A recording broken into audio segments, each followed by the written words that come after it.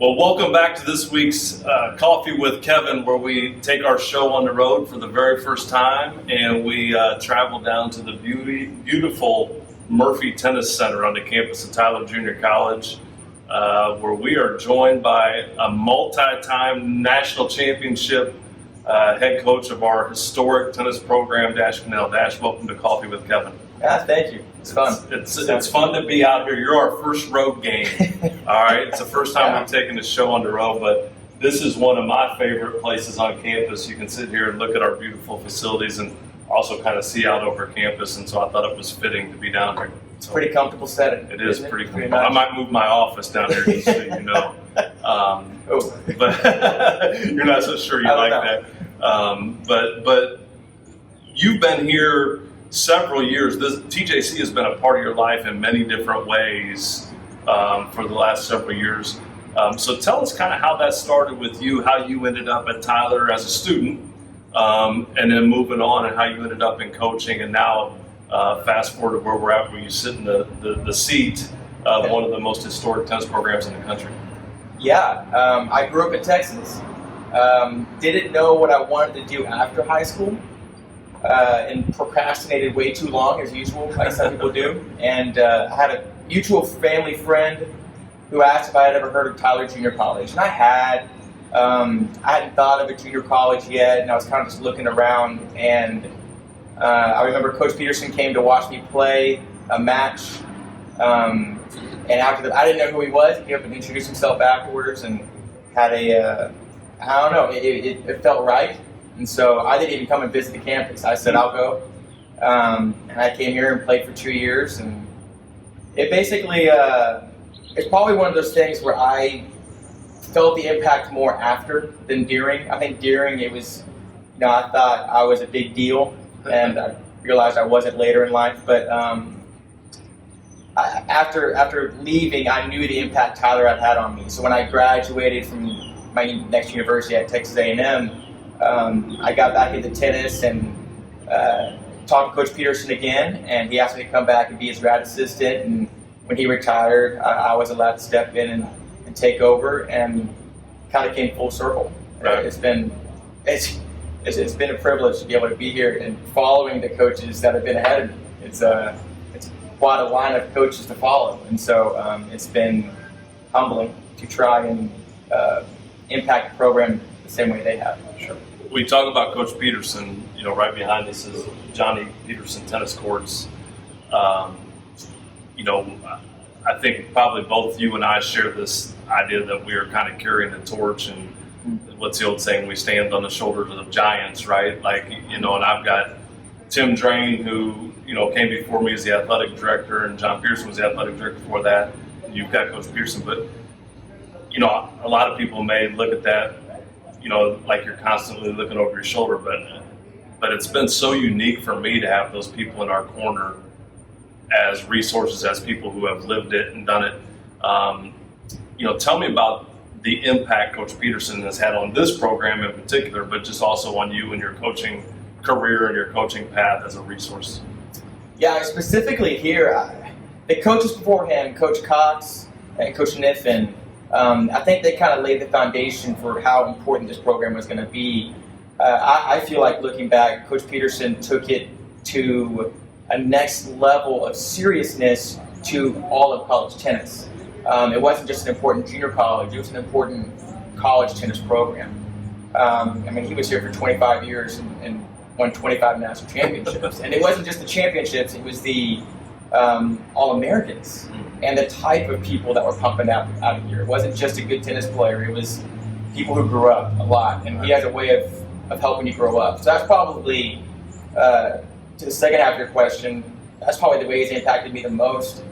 Even as a 27, 28-year-old who got to take over the program, he knew I had a lot of learning to do still. Sure. And so I didn't ever feel like he was over my shoulder and watching, but I knew he was here. And he was never here all the time bothering me about things, about how I ran practice or everyday things. But I knew that if I had an issue, if I was learning something, it was someone I could go eat lunch with, talk to. And I still do. I still talk to him all the time and just say, hey, what do you think about this scenario? And just kind of kick things around with him.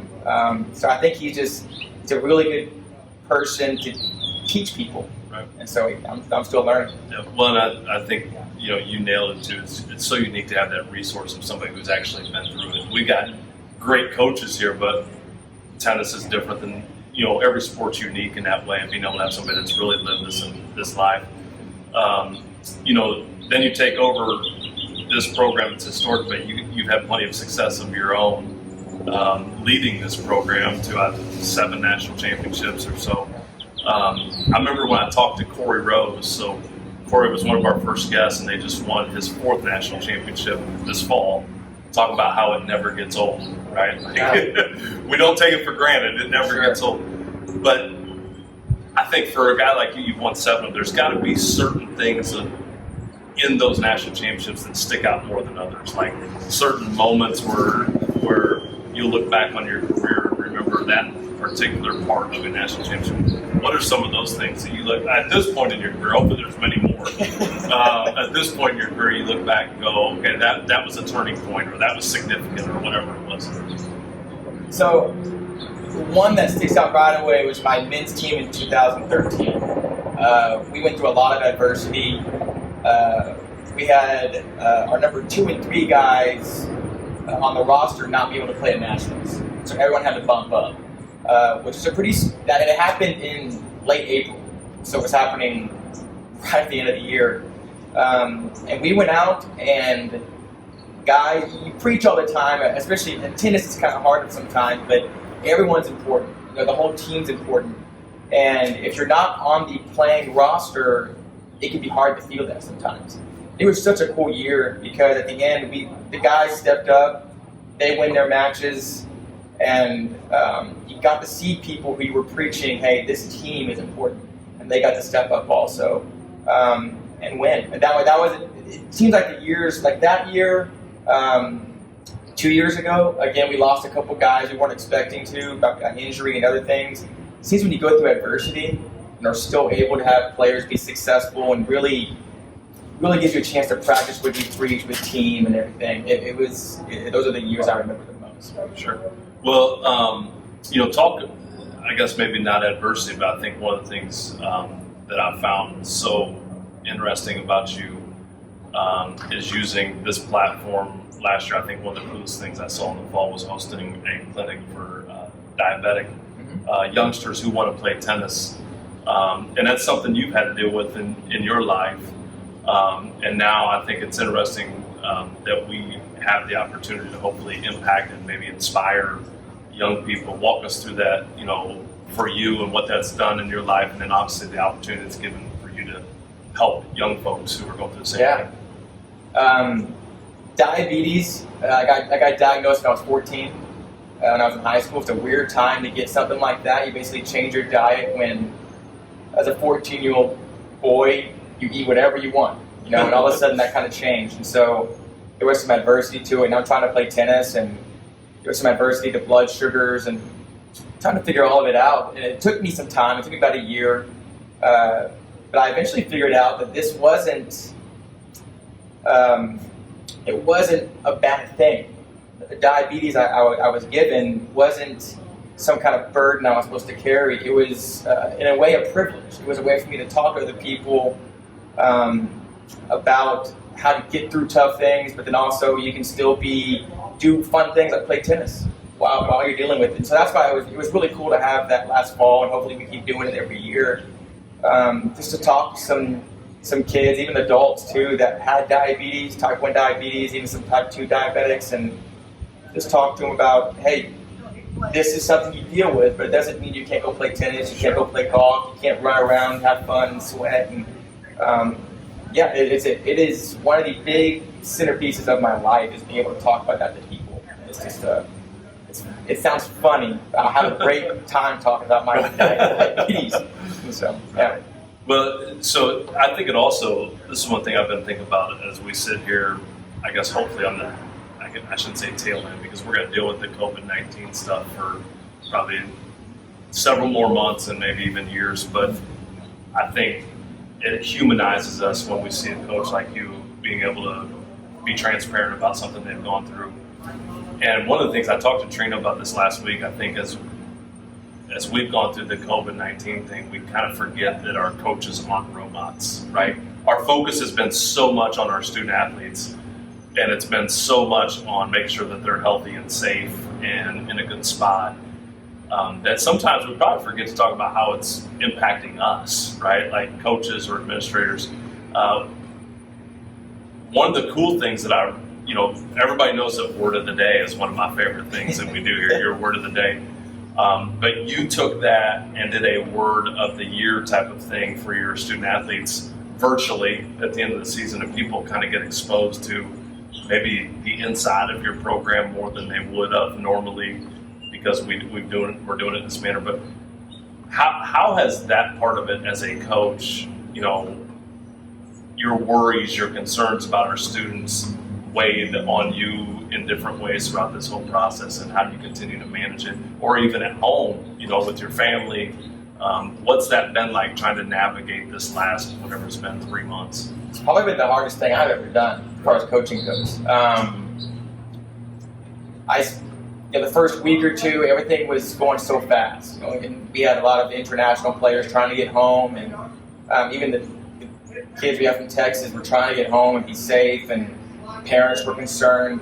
So it was a lot to take in as a coach. But then all of a sudden, I remember sitting at home about the second or third week and looking at my wife and saying, man, I am struggling. Like, I feel like someone pulled the rug out from underneath me and everything's gone. Like, I feel like my second family is just gone. And it was really tough. And so doing that video, we usually do that in person. We have like a sophomore day we do at a practice, kind of a fun practice, and I talk about each sophomore and get a cookie cake, and I pass on that. So, but I didn't know how else to do it. And what was really cool was I had 3 sophomores tell me, hey, I still need my word. Don't forget to get my words there. And I was like, well, they look forward to this. And so it made sense to me to be able to put it on social media, and even more cool maybe than usual, being able to show the whole world, these are my players and this is who I'm proud of. And so it's been a weird transition. I'm hoping that everything works out and we get that second family back this fall. But we always preach family here, and I think that's maybe a little sign of hopefully what we're preaching. Sure. Well, let's talk about your first family, as we like to call it, the home team, right? Because this is, and one of the things I love, it's not just tennis, but we'll talk about it in this context, that we at Tyler Junior College, this is a family. Our families are a part of this. Your wife, Shay, is visible at tennis matches. Your boys are running around here. How cool is it? I think there's something cool about my daughter growing up on a college campus, being exposed. How cool has that been for you to share this journey? Because it takes us away from our families a lot too, right? There's times when you're just gone, but there's also times when we can incorporate our families in it. How cool has it been for you and your family to have this just be a part of your lives? It's been awesome. It's funny, the number one thing that scared me about getting into college coaching was the rumor that it was hard to do both. That you couldn't have a great family life and work well. And Tyler's totally proven that wrong for me. I'm able to bring my boys up here. My players play with them, hang out with them. We put something on Instagram yesterday, and I have players shooting back at me, hey, they're so old, they look older, that's so cool. And so it's been a real privilege.